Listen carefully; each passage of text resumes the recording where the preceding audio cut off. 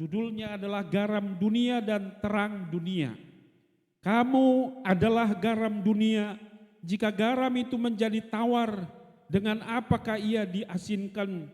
Tidak ada lagi gunanya selain dibuang dan diinjak orang. 14. Kamu adalah terang dunia, kota yang terletak di atas gunung, tidak mungkin tersembunyi. Lagi pula orang tidak menyalakan pelita lalu meletakkan di bawah gantang, melainkan di atas kaki dian, sehingga menerangi semua orang di dalam rumah itu. Demikianlah hendaknya terangmu bercahaya di depan orang, supaya mereka melihat perbuatanmu yang baik dan memuliakan Bapamu yang di surga. Katakan amin. You are like. Yesus dalam khotbah di bukit mengajar dan mengkhotbahkan satu ayat ini. Kita tidak membahas tentang kamu adalah garam, tapi kamu adalah terang. Boleh dilanjutkan. Kamu adalah garam, kamu adalah terang. Bukan jadilah garam, jadilah terang, bukan. Jadi firman Tuhan ini yang berkata you are the light, you are the salt. Kamu adalah terang, kamu adalah garam. Bilang dulu kanan kirinya you are, bahasa Inggris sedikit dulu lah. 2, 3 ya. Oh, bukan dukdar, happy dukdar, bukan. Oh, iya. Kamu adalah terang.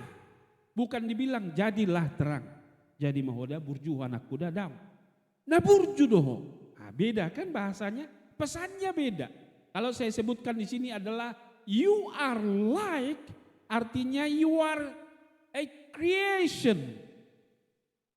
Pembuat, kreator, pencipta. Karena kita adalah terang, maka kita bisa membuat terang di saat gelap di belakang speaker ini. Bapak Ibu Saudara, jadi bedakan ya, bukan jadilah terang, tapi dikatakan kamu adalah terang. Jadi beda dia dengan jadilah terang dengan kamu adalah terang. Itu yang harus kita bedakan dulu. Lanjut nak. Bapak Ibu, ada 2 poin yang mau saya sampaikan tentang you are light. Kamu adalah terang. Yang pertama adalah supaya kita bisa terang seperti yang dikatakan ayat 14. Kamu adalah terang dunia, kota yang terletak di atas gunung, tidak mungkin tersembunyi. Yang pertama adalah tetap terkoneksi dengan Tuhan. Terkoneksi bukan sebatas ada doa, ada praise and worship, bukan sebatas itu.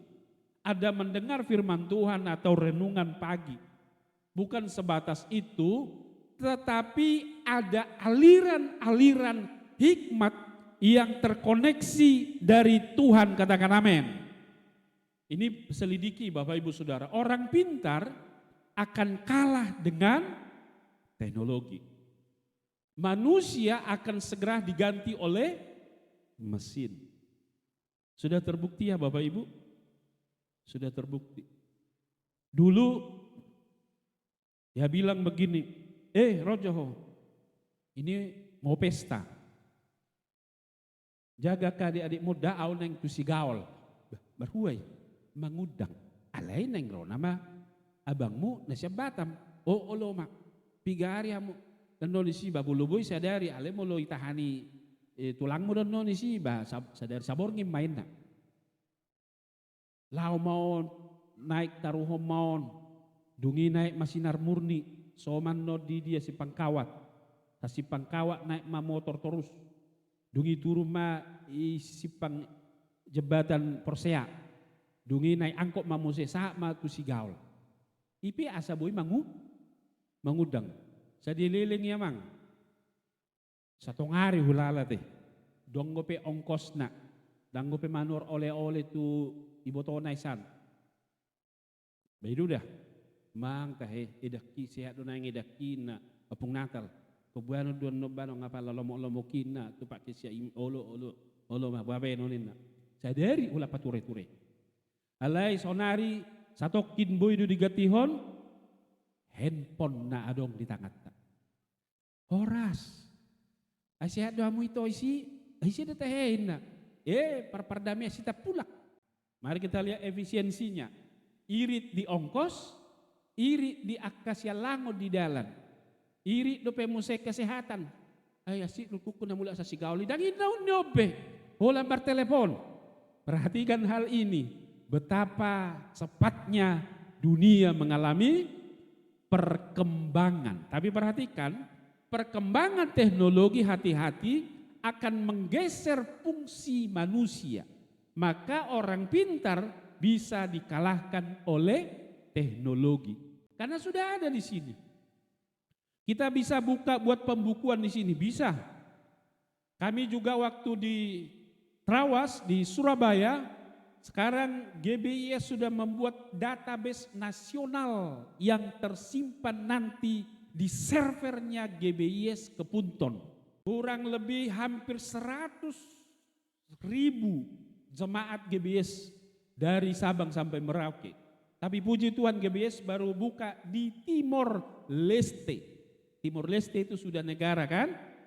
Dan doakan tahun ini juga akan membuka GBIS di Johor Bahru, Malaysia. Juga di Singapura. Ada berkawan dengan salah seorang wakil ketua kita di Australia. Jadi GBIS menjadi go internasional. Bulan apakah punya sinar? Berarti sama dengan bintang. Dia mendapat pantulan dari matahari, lalu bulan menangkap dan dipantulkan lagi ke bumi. Seperti itulah bintang-bintang. Dia menangkap sinar-sinar dari matahari, lalu dipantulkan, maka kita melihat ada yang berkilau-kilau. Nah, seperti itulah orang yang terkoneksi dengan Tuhan, katakan amin. Kita harus terkoneksi dengan Tuhan, bukan sebatas pray and worship, bukan sebatas doa, bukan sebatas mendengar firman, tapi kita harus memiliki hikmat. Hikmat yang saya maksud ini begini loh. Kita ini kan sudah ada di zaman di mana semua transparan. Hari ini Bapak Ibu, yang maju bukan orang pintar, tapi orang yang memiliki hikmat, knowledge, pengetahuan, revelation, ada di situ tersirat, ada di situ tersimpan. Tuhan ajari au unang madabu au, Tuhan leo dia gogo, itu hikmat. Orang berhikmat. Raja Salomo pernah diperhadapkan dengan test case yang luar biasa. Apa itu Bapak Ibu? Ada dua orang ibu sama-sama baru melahirkan, punya anak. Singkat ceritanya ribut Pak Hutai, ribut. Anakku doin daun. Odo anakku ini segala macam.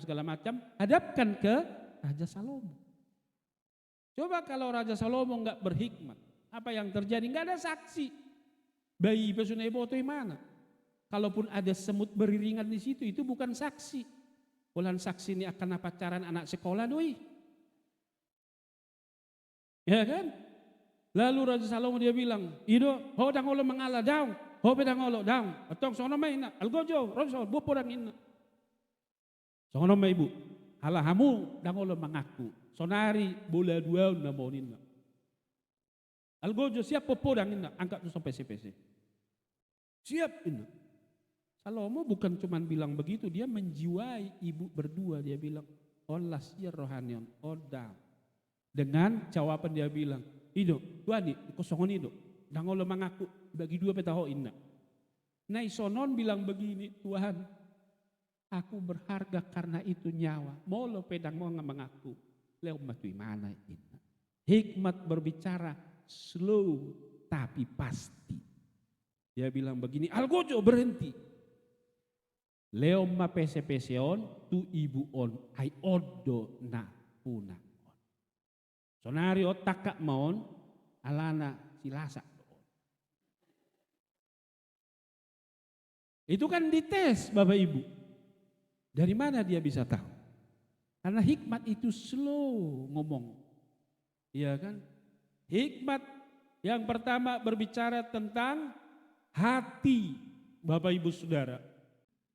Jadi hikmat itu terselip, nggak banyak orang melihat, tapi orang berhikmat akan hidup oleh karena Tuhan yang membuat orang berhikmat selamat, bertahan, sentosa di dunia ini. Katakan amin. Bilang kanan kirinya, berhikmat Hoda, berhikmat. Iya. Kenapa saya bilang? Karena orang udah dia anggota dewan, sudah dia pejabat, tapi pintar dia, tapi yang namanya investasi bodong kena juga, kena loh, kena. Tapi orang berhikmat dah, abohai, lah tohodo 5% bungana, sediai, ikon agak-agak pelan-pelan. Yang kedua, yang terakhir, you are light, kamu adalah terang. Supaya kita bisa menjadi terang, yang kedua adalah tetap lakukan yang terbaik. Dunia tidak pernah melakukan yang terbaik, hanya yang biasa-biasa atau bahkan lebih buruk. Seseorang atau seorang kreator selalu membuat yang terbaik, beda dari orang lain. Ya kan? Jadi itu kreator kita, mampu menciptakan. Anak-anak kalau makin merantau makin luas dunia atau makin sempit? Makin luas, betul. Jumpa di situ berbagai suku, berbagai agama, berbagai latar belakang. Saya bilang yang terakhir khusus untuk anak-anak muda. Orang berhikmat harus tahu membedakan mana pasangan hidupnya yang sesuai dengan firman Tuhan dan nasihat orang tua, katakan amin. Pribadi yang harus diandalkan dari segala musim apapun itu. Bayangkan dia buka tahun dengan tutup tahun tetap Tuhan. Ini kita baru bulan 2, masih berapa bulan lagi ke depan Tuhan tetap sama. Adalah Tuhan yang berjanji akan memberkati setiap umatnya, katakan amin. Ya kan? Yang penting kita jangan mundur, jangan surut, jangan mudah menyerah, jangan membanding-bandingkan, jangan meniru-niru orang, tapi tirulah Tuhan. Karena kita disebut adalah terang Tuhan. Kiranya Tuhan memberkati Bapak Ibu Saudara.